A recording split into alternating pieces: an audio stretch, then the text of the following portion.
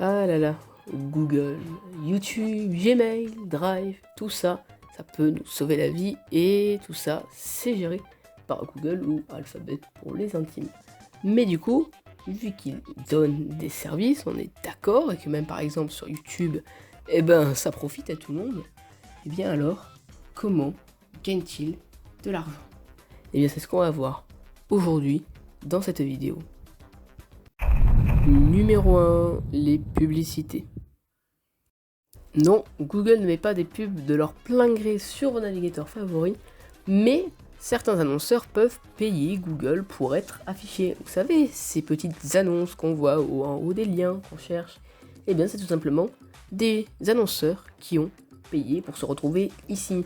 Alors, comment ça fonctionne alors? Ça fonctionne sur un système de placement de mots. En gros, plus le mot est utilisé, plus ça va être cher.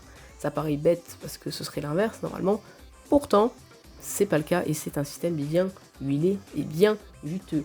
Pourquoi? Eh bien parce que du coup, si vous voulez vous caler sur un mot qui n'a aucun sens ou qui n'est jamais utilisé, eh bien ça vous coûtera très peu cher puisque il n'y a pas un grand marché dessus, donc personne normalement ne devrait aller sur ce genre de site. Par contre, si vous voulez vous mettre sur un mot un peu plus connu, ou surtout sur un marché connu du style des téléphones, ben là par contre vous allez payer cher.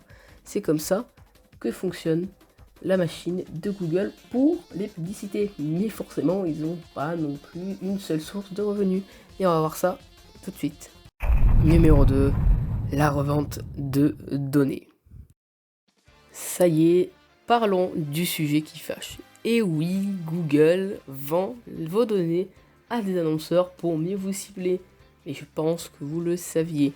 Mais il faut pas croire que c'est les seuls à faire ça. Alors je vais pas donner de nom, mais on pense tout de suite peut-être à la pomme par exemple.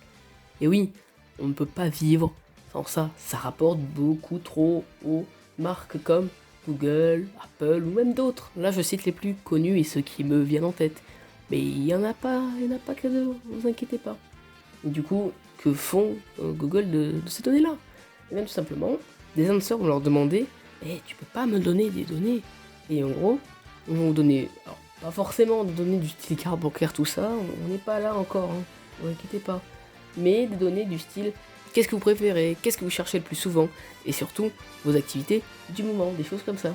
C'est pour ça que, en allant visiter par exemple des sites pour téléphone, vous allez avoir des pubs pour téléphone, ou un peu plus creepy, lorsque vous allez parler avec votre téléphone à proximité d'un casque, par exemple pour votre anniversaire, se peut que vous ayez des publicités de casques par exemple. Ça peut faire un peu peur, mais pourtant voilà, vous devriez le savoir, Google récupère tout ce qu'il peut récupérer, que ce soit données écrites, chiffrées ou même vocaux. Du coup, ça fait un peu peur de savoir tout ça, même si bon, quand on rentre chez une marque, on lui fait confiance et on s'adonne un petit peu à tout ce qu'elle propose et tout ce qu'elle renferme. Mais il nous reste encore des choses à voir. Numéro 3, une alliance avec le gouvernement. Bon, on va faire un peu l'impasse sur celui-là, on va pas y rester très longtemps parce que de 1, c'est ultra chaud et un peu sombre, et surtout, ça reste qu'une théorie. En gros, il se pourrait que Google ait des relations avec le gouvernement et en gros leur transférerait des données contre une petite ou grosse somme d'argent pour faire des essais sur des tests et des sujets les mieux placés.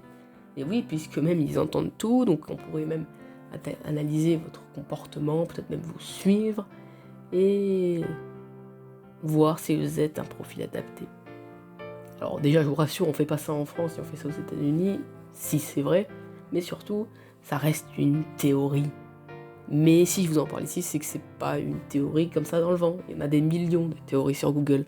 Non, c'est qu'elle prend beaucoup d'ampleur, surtout que Google, des fois, dans leur contrat d'utilisation, que c'est des choses que personne ne lit, et ben ils mettent des choses un petit peu bizarres, comme par exemple le droit et la réservation du fait de vous espionner. Alors ça a été retiré, c'était il y a 2-3 mois je crois, en juillet en tout.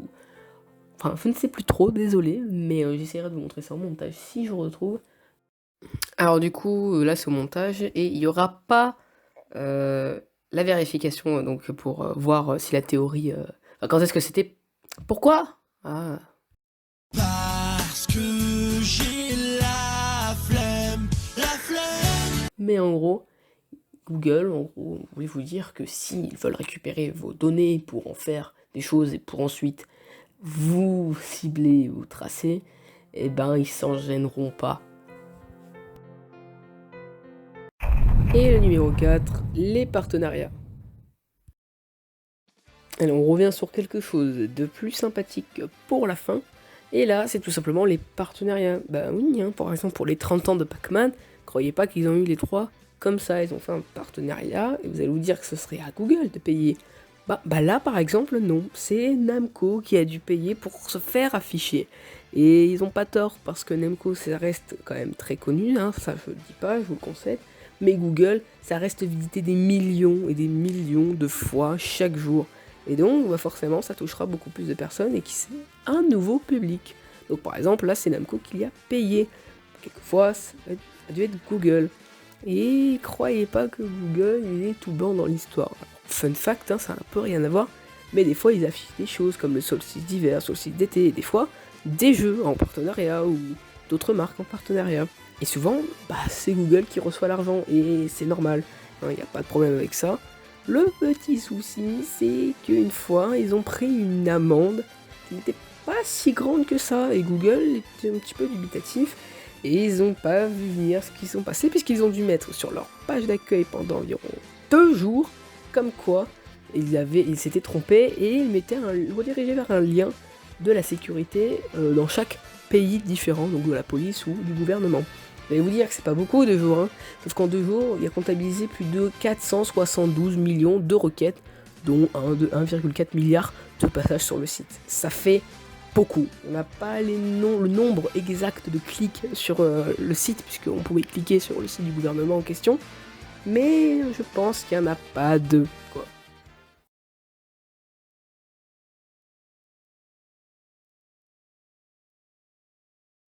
Et voilà les gens, c'est la fin de cette vidéo. Et je vais vous parler de 2 choses pour la fin de cette vidéo. Déjà, j'ai galéré à trouver un micro. Alors, parce que mon microphone, le beurre du M1 marche très bien, mais Voicemeeter pour gérer la voix, il pétait un câble. Parce que si j'enregistrais juste avec mon microphone sans logiciel, c'était affreux, il y avait du bruit de fond alors qu'il n'y en avait pas, tu vois, c'était un petit grésillement et c'est affreux. Donc vraiment, je voulais pas vous proposer ça. Du coup, j'ai dû trouver un substitut et je me suis souvenu que sur les téléphones, des fois, les microphones étaient vachement bons. Et du coup, bah, j'ai arrêté tous les bruits possibles dans ma chambre, donc mon ordi par exemple. J'ai commencé à enregistrer, j'ai vu la qualité plutôt bonne, même vraiment bonne. Du coup, c'est avec mon téléphone que j'ai enregistré ça, ouais, oui. Mais du coup, moi, je pense que ça me suffit, ça vous suffira, franchement, la qualité est vraiment bonne. Et ensuite, je voudrais vous remercier du fond du cœur parce que j'étais 83 abonnés et je stagnais un peu. Moi, je savais que voilà, ça allait changer, hein. Attention, je dis pas que ça allait augmenter, mais que ça allait changer. Mais je pensais pas à monter aussi haut. J'ai gagné 4 abonnés en très peu de temps et c'est beaucoup. Hein, de monter de 83 à 87 comme ça, c'est vraiment pas anodin. Donc, je vous remercierai jamais assez. C'est super sympa et road to 100 abonnés, quoi, ce serait vraiment cool. Bref, j'espère que ce genre de vidéo vous plaît. Je sais que c'est pas un contenu qu'on voit tous les jours sur ma chaîne, mais moi je préfère faire ça parce que j'ai pas les moyens, par exemple, de m'acheter un boîtier d'acquisition ou des choses comme ça pour faire des vidéos sur Smash Bros, même si j'adore ce jeu. Donc voilà, je préfère faire ce genre de vidéo parce que j'aime beaucoup faire ça. Voilà, bien sûr, je pense que vous l'aurez remarqué, c'est énormément inspiré de Trash parce que j'aime beaucoup cette chaîne. Donc moi je vous dis à la prochaine. Désolé s'il y avait du bruit de fond dans cette vidéo un peu quand même, mais j'essaierai de régler ça au logiciel. Bref, à plus.